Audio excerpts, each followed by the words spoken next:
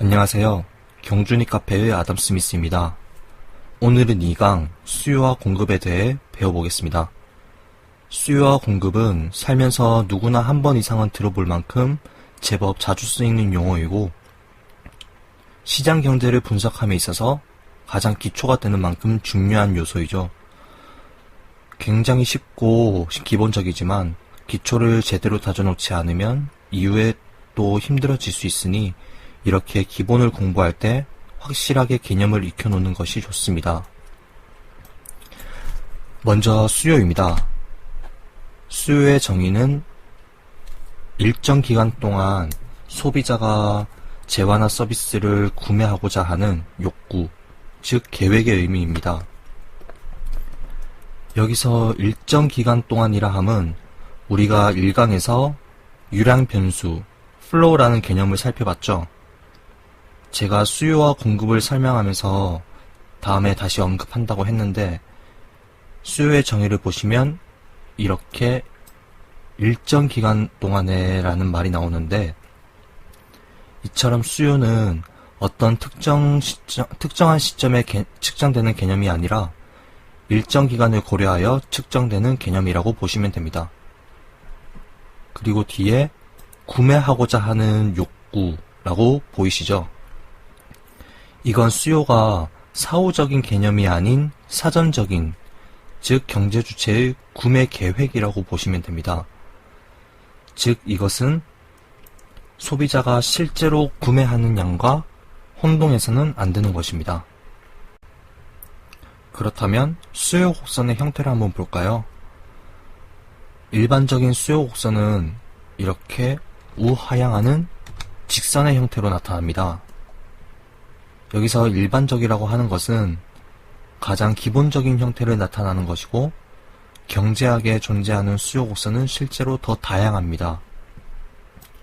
이렇게 수요 곡선이 직각상 곡선의 형태로 나타날 수도 있고 아주 특이한 케이스로 수요 곡선이 우상향하는 형태로 나타날 수도 있습니다. 그리고 수평의 형태, 또 수직의 형태 등 이렇게 다양한 형태로 나타나게 되는데 여기서 수직의 형태는 거시경제학에서 유동성 함정을 배우면서 수직의 총수요 곡선을 접하게 되실 겁니다. 이처럼 수요 곡선은 다양한 형태로 존재하지만 가장 기초적인 부분부터 배워보자면 수요 곡선은 이렇게 우하향하는 형태로 나타나게 됩니다. 예를 들어 우리가 어떤 물건을 사려고 할 때 가격이 내려가면 그 물건을 더 많이 사려고 하는 의사가 충분히 생기죠. 이처럼 Y축에는 가격, X축에는 수요량으로 나타난다면 예를 들어 이렇게 가격이 8원일 때 수요하고자 하는 양은 3개로 나타난다면 이렇게 가격이 하락해서 가격이 5원이 됐을 때 더 많이 수요하려는 의사가 생겨 7개를 수요하게 된다는 것입니다. 이것이 수요를 공부하면서 가장 기초가 되는 이른바 수요의 법칙이라고 합니다. 이렇게 가격과 수요량이 1대1 관계에서 함수 관계를 찾을 수 있는데 사실 일반적인 수요 함수를 보시면 가격, 소득, 관련재의 가격, 그리고 미래 가격에 대한 예상 등 다양한 요인에 의해 영향을 받습니다. 여기서 M은 소득이다. P는 P expectation은 미래 가격에 대한 예상이다 라고 하지만 이건 사실 편의상 이렇게 알파벳으로 설정한 것이지 무조건 M으로 표현해야 한다 혹은 P expectation으로 표현해야 한다 라는 법은 없습니다. 교재마다 다르기도 하고요. 어쨌든 이런 표기 자체가 중요한 건 아니니까 이렇게 다양한 요인에 의해서 영향을 받고 있지만 우리는 흔히 이렇게 다른 요인들은 일정하다고 가정을 해두고 가격이 어떻게 수요량에 영향을 미치는가 라고 다른 요인들은 이렇게 일정하다고 가정해두고 표현을 한다면 가격과 수요량의 1대1 함수식을 찾게 될 수 있습니다. 이게 가장 기본적인 수요 함수의 형태가 되는 것이고요. 나중에는 이 가정이 완화되어 문제가 나오기도 하는데 지금은 이렇게 특정한 가정하에 수요 함수를 나타낸다는 것을 두고 세터리스 페러버스 어썸션이라고 합니다. 여기서 이게 무슨 말이냐 하면 이건 경제학의 가장 기본적인 가정으로 세터리스 페러버스는 다른 모든 조건이 동일하다면 이라는 의미의 라틴어입니다. 이건 세터리스 파리부스 혹은 페로부스 등 다양한 형태로 불리기도 한데 외국어다 보니 별로 중요한 건 아니고요. 그렇다면 이렇게 다양한 요인들이 각각 수요 곡선에 어떤 영향을 주는지 알아보겠습니다. 여기서 중요한 구분은 수요의 변화와 수요량의 변화입니다. 이것들의 결정 요인을 이렇게 오른쪽 표에 정리를 해놨는데요. 아까 이전 페이지에서 세터리스 페러버스라고 했죠. 이것은 가격 이외의 요인들은 모두 일정하다는 가정하에 가격만의 변화를 가지고 수요량이 어떻게 변화하는가를 알아보기 위한 것이었습니다. 이렇게 가격만이 내생 변수가 되고 나머지 요인들은 전부 외생 변수가 되는 것이죠. 이렇게 가격만 내생 변수이고 나머지 요인들을 이렇게 묶는 것입니다. 이건 빈출 문제로도 잘 나오기 때문에 꼭 구분을 해두셔야 합니다. 왼쪽에 수요 그래프를 보시면 해당 재화의 가격이 변함에 따라 이렇게 수요량이 어떻게 변하는지를 나타낸다고 했죠. 그렇기 때문에 곡선상의 이동이 되는 것입니다. 이렇게 가격이 변화를 하게 되면 수요량이 여기서 이렇게 변하게 되고 좀 더 쉽게 설명을 하자면 가격이 이렇게 오르게 되면 수요량이 이렇게 줄어들게 되겠죠. 이 점에서 여기까지 이렇게 곡선상에서 이동을 하는 것입니다. 그런데 만약 여기서 한 가지 예로 이 재화의 선호도가 증가하게 되면 수요 곡선이 어떻게 되는가를 알아보도록 하겠습니다. 먼저 여기서 그냥 상식적으로만 생각하더라도 선호도가 증가하게 되면 당연히 수요가 증가하겠죠. 내가 만약 사과를 먹고 싶은데 사과에 대한 선호도가 증가하면 당연히 더 많이 구매해서 먹게 되고, 그러니까 가격은 일정한 상태에서 수요만 증가하게 되는 거니까 이렇게 수요 곡선상의 이동이 아니라 오른쪽으로 우측 이동하게 되는 것입니다. 여기서 왜 오른쪽인가 하면 수요가 증가하여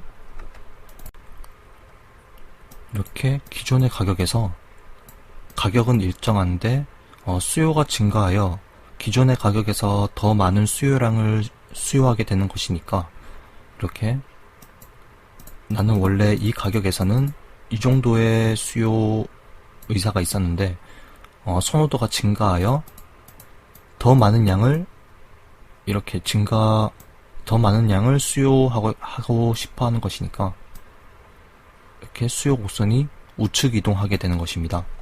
이해가 되시나요? 자, 그럼 요인들을 한번 하나씩 살펴보도록 하겠습니다. 먼저 가격. 곡선상의 이동은 설명드렸죠.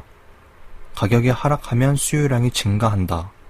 그리고 가격이 상승하면 수요량이 감소한다. 이것이 아까 설명드린 수요의 법칙이고요.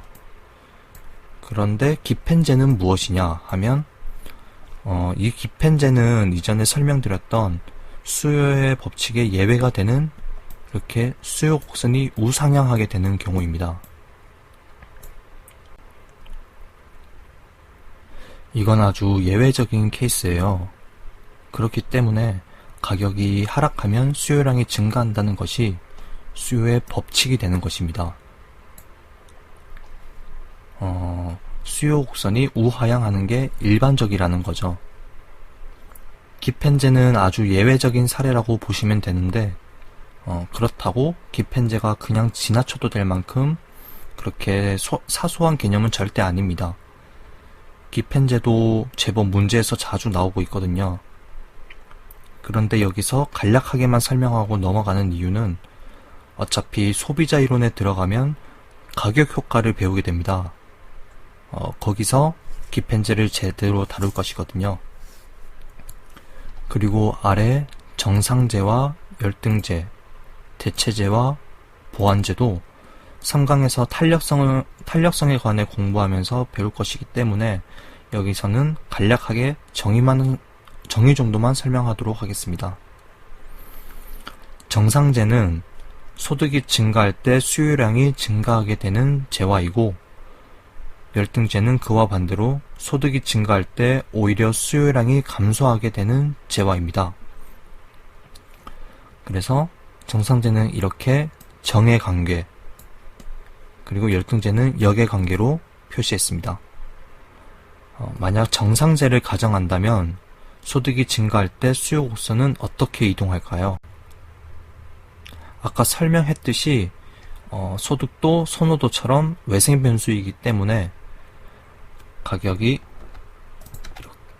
이렇게 주어진 경우에 더 많은 수요량을 수요할 것이기 때문에 이렇게 수요 곡선이 우측 이동하게 되는 것입니다.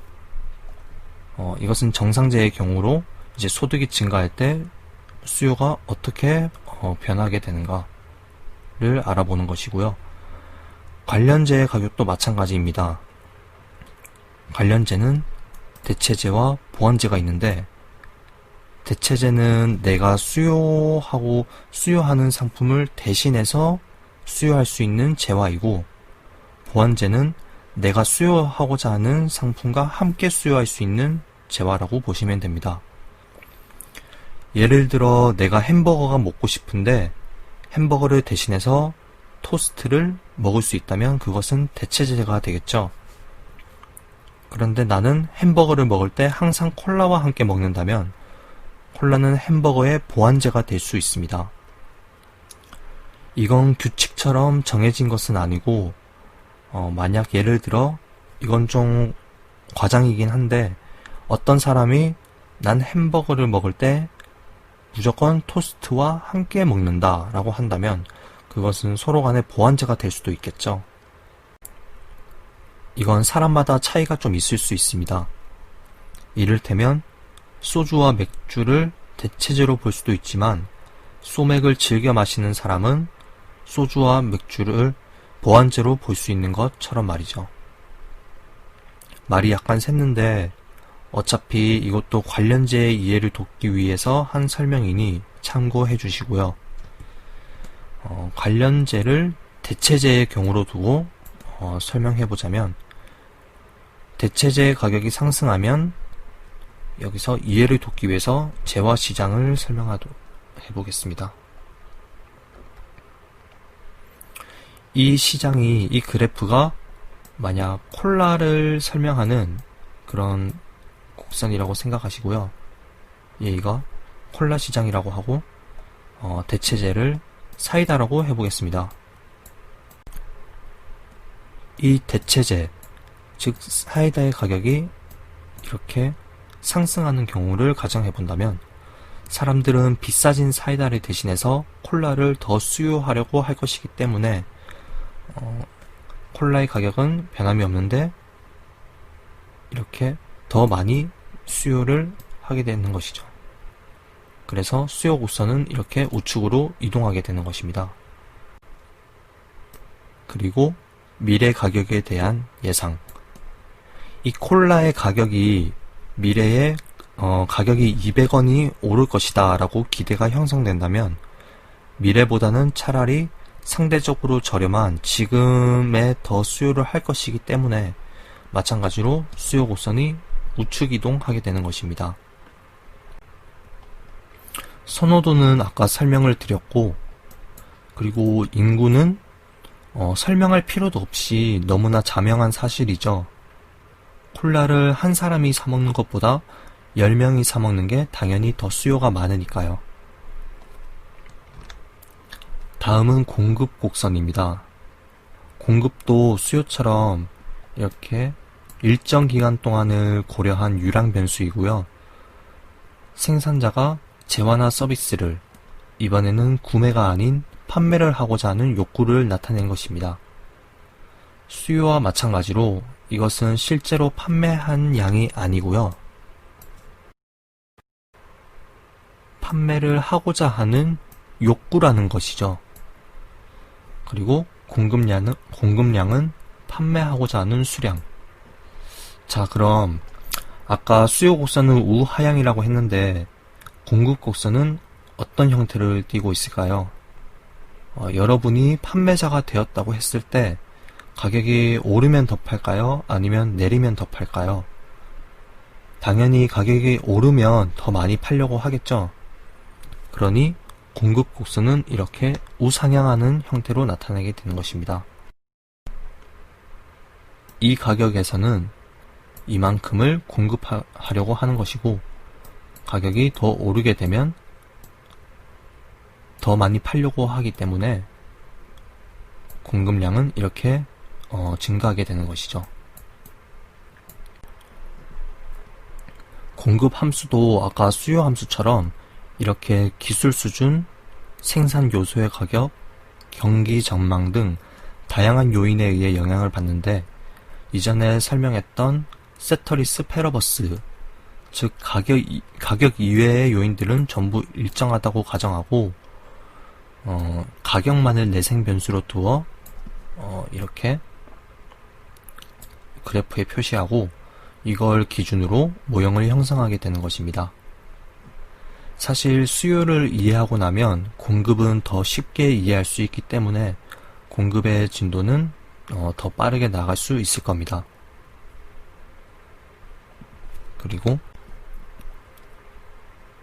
그러니 아까 수요에서도 설명을 했듯이 공급과 공급량을 구분해야 합니다.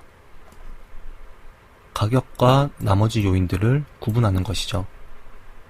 눈치 빠른 분들은 가격이 공급 곡선상의 이동이라는 것을 이미 알아채셨겠죠. 가격은 내생 변수니까 가격이 변화할 때 이렇게 가격이 오르거나 내리면 공급 곡선상에서만 이렇게 이동을 하게 되는 것입니다. 그러니 가격도 공급의 법칙을 띠고 있다라는 것. 그리고 관련 상품의 가격과 미래 가격에 대한 예상은 아까 수요에서도 봤던 것인데, 이건 수요의 경우와 반대로 생각하시면 됩니다. 예를 들어 아까 수요를 배울 때는 미래의 가격이 오를 것이라고 예상을 하게 된다면 차라리 지금 더 많이 수요를 하려고 할 것이기 때문에 현재 수요가 늘어난다고 했죠. 공급은 그 반대입니다. 미래 가격이 오를 것이라고 예상을 하게 된다면 지금 더 저렴한 가격보다는 좀 더 기다려서 미래에 더 많은 양을 공급하여 판매하려고 할 것이기 때문에 현재 공급은 이렇게 줄어들게 되는 것입니다. 그렇다면 아까 전에는 보지 않았던 기술 수준과 조세를 한번 살펴보겠습니다. 기술 수준이 향상한다는 것은 주어진 비용으로도 더 많은 생산이 가능하기 때문에 굳이 상품의 가격이 오르지 않아도 더 많은 생산이 가능하여 이렇게 오른쪽으로 이동을 하게 되는 것이죠. 즉 공급이 증가하게 되는 것입니다. 기술 수준이 향상되면 공급이 증가된다. 그리고 조세가 증가하게 되면 내가 상품을 판매함으로써 조세를 더 많이 납부를 해야 한다면 공급자로 하여금 생산의 유인이 줄어들게 되겠죠. 그래서 이렇게 이걸 지우고, 만약에 조세가 증가하면 공급은 감소한다 라는 것입니다. 이 모든 것들은 아까 수요와 마찬가지로 해당 재화의 가격은 변하지 않았기 때문에 곡선상의 이동이 아니라 곡선 자체의 이동으로 연결되는 것입니다.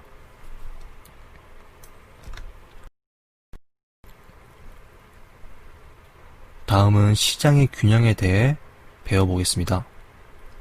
흔히들 가장 먼저 떠올리는 균형이라는 개념은 우리가 아까 배웠던 수요 곡선과 공급 곡선의 합으로 이렇게 시장의 균형이 형성된다 라고 알고 계시죠? 물론 이것도 균형에 맞습니다. 경제학에서는 균형이라든지 탄력성이라든지 물리학에서 가져온 개념들을 종종 접하실 텐데, 우선 균형의 정의부터 보기 전에 먼저 주요 성질부터 배워보자면, 이렇게 유일성, 존재성, 안정성, 효율성 네 가지의 주요한 성질들이 있습니다. 먼저 유일성은 균형이 유일한가? 균형은 유일하지 않을 수도 있습니다. 게임 이론을 배우다 보면 균형이 두 가지가 존재하는 경우를 볼 수가 있고요. 거시경제학에서 세케인 작파가 주장한 복수균형과 조정실패 모형에서도 균형이 두 가지로 존재하는 경우를 볼 수가 있습니다. 그리고 존재성은 균형이 존재하는가, 안정성은 균형에서 벗어났을 때 원래 상태로 돌아올 힘이 있는가, 마지막으로 효율성은 균형 상태에서 더 이상 개선의 가능성이 있는가입니다. 여기서 먼저 우리가 살펴볼 개념은 안정성인데, 아까는 수요 곡선과 공급 곡선이 만나는 점에서 이렇게 균형이 형성된다고 말씀드렸죠. 하지만 수요 곡선과 공급 곡선이 접하는 점에서 반드시 균형이 형성된다는 보장은 없습니다. 때로는 이렇게 더 낮은 가격에서 가격이 형성이 될 수가 있기 때문에 이것이 안정성을 충족하는지 확인해 보려면 이렇게 지우고, 여기서 가격이 형성이 됐을 때 균형으로 이렇게 돌아가려는 힘이 있는지, 이때 가격이 균형 가격보다 아래에서 이렇게 형성이 됐을 때 위쪽으로 가격이 균형을 향해서 올라가려는 압력이 작용한다면 이것은 안정적이라고 볼 수 있습니다. 즉, 어떤 교란 요인으로 인해 균형에서 이탈하는 경우가 발생했을 때 원래 균형으로 돌아가려는 경향이 있는지에 대한 여부로 판단하는 것입니다. 이것은 이제 공급보다 수요가 더 많은 초과 수요를 나타내는 것인데, 초과 수요에서는 가격이 상승한다. 이렇게 되면 이제 그게 안정성이 충족되는 것이죠. 이렇게 초과 수요냐 초과 공급이냐에 따라 가격이 이렇게 변하는 것을 왈라스적 안정성이라고 합니다. 반면에 초과 수요와 초과 공급이 아니라 이렇게 초과 가격이냐 아니냐에 따라서 수량이 이렇게 조정되는 것을 마샬적 안정성이라고 합니다. 상강에서는 이렇게 가격 통제로 인해서 수요와 공급이 접하는 균형점으로 돌아가려는 힘이 이렇게 돌아가려는 힘이 제한되는 경우를 볼 수가 있습니다. 이것은 상강에서 가장 처음에 배울 것이기 때문에 그때 가서 보도록 하고요. 여기서 충격이라는 말이 되게 중요한데, 우리가 충격을 받을 때 아무런 영향 없이 충격을 받지는 않죠. 외부적인 요인에 의해서 충격을 받는 것처럼 경제학에서도 어떤 요인에 의해 충격을 받고 그것을 해결하는 문제를 풀곤 하는데, 원래 경제학이 그런 문제들을 푸는 과정이에요. 경제학에서 푸는 문제는 보통 수식을 주고 그래프를 그리고 어떤 충격을 받음으로써 균형의 변화, 가격이나 수량의 변화, 그로 인해 사회적으로 잃는 후생의 손실의 크기 등을 구하는 게 이제 보통이거든요. 그렇기 때문에 경제학을 풀면서 실마리를 찾을 때는 이렇게 어떤 충격을 받았는가에 따라 이유의 단서를 찾으시면 됩니다. 사회적 인연은 사회후생이라고도 한데, 이왕이면 사회후생이 극대화되는 그런 사회가 가장 바람직하겠죠. 그런데 불완전 경쟁 시장이라든지 조세 부과라든지 사회가 항상 극대화된 사회적 인연을 누리는 것은 아닙니다. 먼저 사회적 인연을 구하기 전에 소비자 인연과 생산자 인연을 먼저 학습할 필요가 있습니다. 우리가 수요를 배울 때 이 가격에서는 이만큼의 수요량을 수요하고, 그리고 이런 가격에서는 이만큼의 수요량을 수요한다고 배웠습니다. 그런데 이것을 거꾸로 보자면, 이만큼의 재화를 수요하기 위해서는 이만큼의 가격을 지불할 의사가 있다라고 해석할 수도 있습니다. 여기서 정수로 이렇게 1개, 2개, 3개, 4개라고 본다면 각각 1개를 수요할 때 지불하고자 하는 가격, 그리고 2개, 3개 다 다르게 나타나죠. 그런데 경제학에서는 이렇게 정수로만 수요량을 표시하지 않고 2분의 1개 혹은 5분의 3개 이런 식으로 분수로 표현하는 경우도 있습니다. 예를 들어서 답을 도출했는데 시장 거래량이 3분의 5개 이렇게 나올 수도 있다는 거죠. 경제학에서는 가분성을 가정합니다. 이제 이렇게 1개와 2개 사이에 아주 작게 무한하게 이렇게 세분화되는 것이죠. 마찬가지로 이렇게 무한하게 세분화되어 연속적인 선으로 이어지고, 이것이 나중에 각각이 이렇게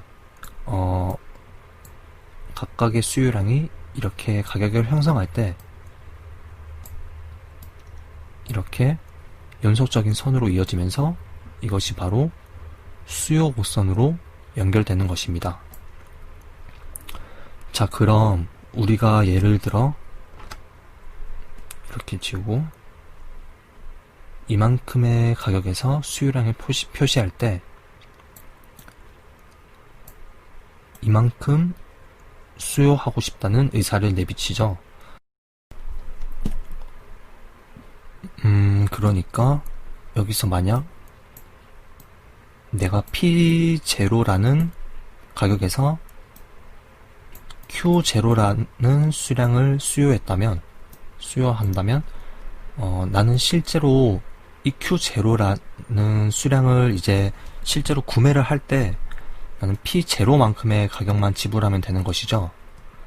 그런데 원래는 이렇게 나는 원래 이 가격에서는 이만큼 그리고 이 가격에서는 이만큼, 이 정도의 가격을 낼 의사가 있었는데 실제로 Q0를 소비할 때는 내가 P0만큼의 가격을 내는 것입니다. 즉 이게 처음에는 헷갈릴 수가 있는데 다시 설명해 보자면, 난 분명 Q0를 이제 소비할 때는 총 이만큼의, 이 사각형만큼의 총 가격 금액을 지불할 의사가 있었는데 실제로는 이 정도만 지불을 하게 되는 것이죠. 그러니까 실제로 낸 금액은 이렇게 빗금침 부분의 면적이기 때문에 나머지 위에 이렇게 사각형은 이게 잘 안 보일 수가 있는데, 이렇게 나머지 이렇게 삼각형은 소비자 잉여가 되는 것입니다.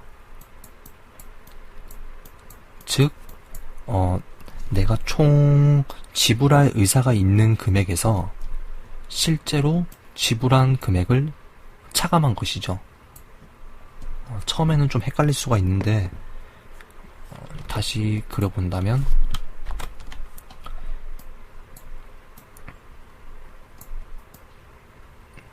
이렇게 이 부분이 A고, 그리고 실제로 지불한 금액의 총합을 B라고 했을 때, 나는 원래 이렇게 Q0라는 수요량에서 총 합해서 A 플러스 B만큼의 지불 의사가 있었는데 실제로 낸 금액은 B만큼의 면적이니까 나머지 A는 소비자 잉여가 되는 것입니다. 이것이 소비자 잉여의 개념이고요. 마찬가지로 공급자 잉여를 보실 때는 공급 곡선이 이 가격에서는 이만큼의 수량을 공급할 의사가 있다는 것을 나타내기도 하지만, 거꾸로 본다면 이 정도의 수량을 공급하기 위해서는 최소한 이 정도의 가격은 받아야 한다, 수취해야 한다 라는 것입니다. 실제로 거래된 금액은, 이걸 다시 지우고, 이 가격에서 실제로 P0라는 가격에서 Q0라는 공급량을 이제 이렇게 공급했을 때, 공급자는 애초에 이렇게 Q0만큼의 수량에서는 최소한 이 정도만 받아도 된다 라고 생각을 했을 겁니다. 그런데 실제로 이렇게 공급자가 총 받은 금액은 이 사각형의 면적이 되는 것이기 때문에, 이것을 지저분하니까 다시 그려본다면, 사각형의 면적만큼의 돈을 받았기 때문에 내가 최소한 받고자 하는 금액에서, 이렇게 아까 소비자 잉여를 설명했던 것처럼 본다면 나는 최소 B만큼의 금액만 받으면 됐었는데 실제로는 A, B만큼 받게 되는 거니까 이렇게 A만큼이 생산자의 잉여가 되는 것입니다. 즉 이것은 이제 실제로 수취한 금액에서 공급자가 최소한 받아야 한다고 생각하는 금액을 차감하는 것입니다. 그것을 두고 생산자 잉여라고 합니다. 그럼 이제껏 구했던 소비자 잉여와, 이렇게 소비자 잉여와 이 A가 생산자 잉여입니다. 이렇게 생산자 잉여만큼을 합산을 하게 된다면 시장의 균형에서는 이렇게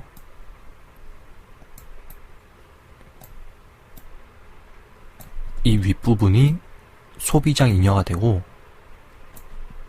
이 아래 부분이 생산자 잉여가 되는 것이죠.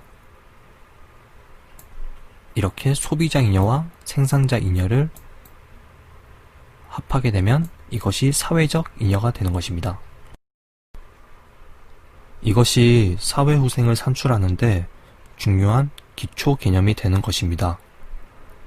이론적으로는 사회후생이 이렇게 극대화되지만 실제로는 상품에 대한 조세 부과, 독점적 시장, 그리고 수익 관세 등 다양한 충격에 의해 시장의 균형에서 벗어나 사회후생이 감소되기도 하거든요.